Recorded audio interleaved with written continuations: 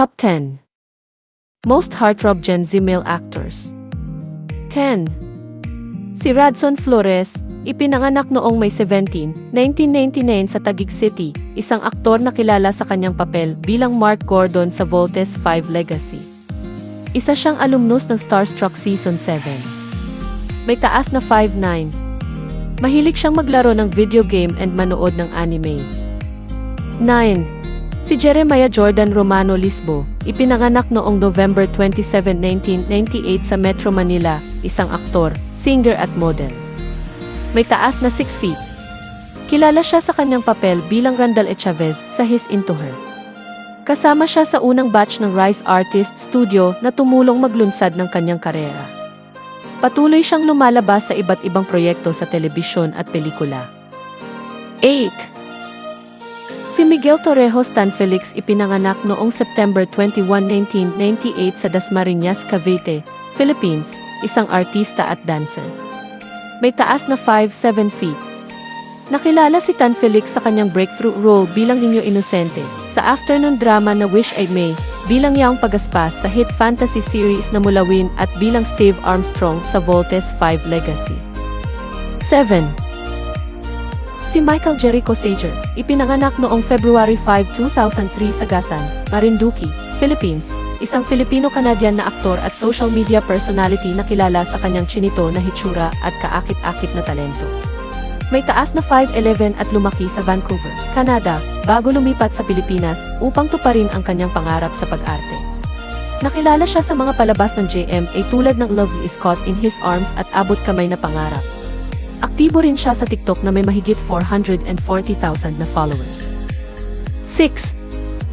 Si Anthony Michael Jennings, ipinanganak noong November 1, 2000 sa Kawayan, Negros Occidental, isang Filipino-British actor, model and endorser. May taas na 6 feet. Lumaki siya sa Negros Occidental at nagsimula ng career 2019 sa Star Magic. Kilala siya sa mga seryeng Can't Buy Me Love at The Iron Heart. Dahil sa kanyang talento at versatility, itinuturing siyang isa sa mga promising na aktor sa Pilipinas. 5.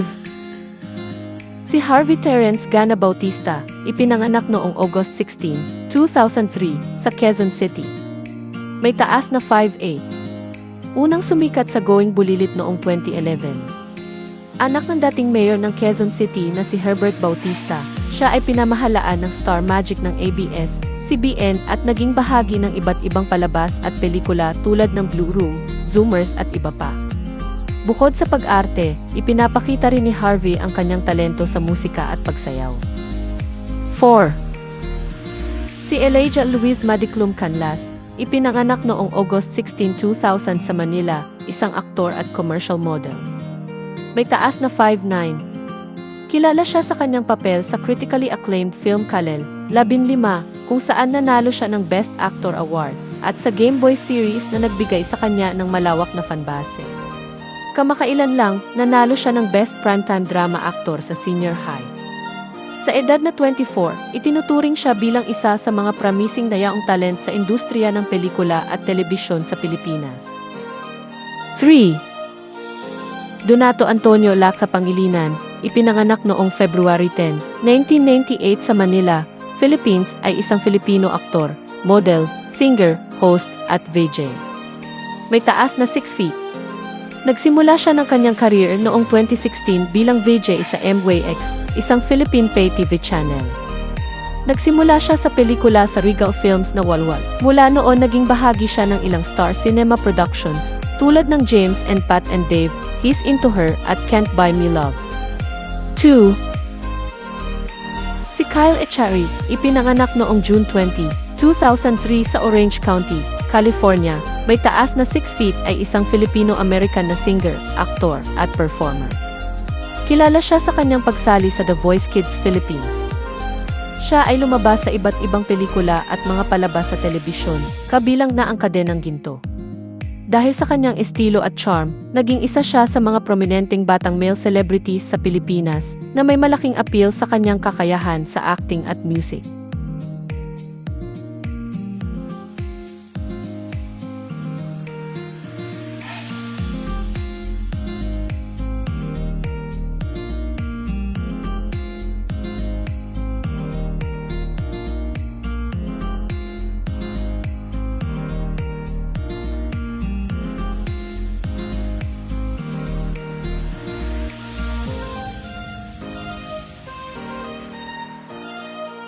1.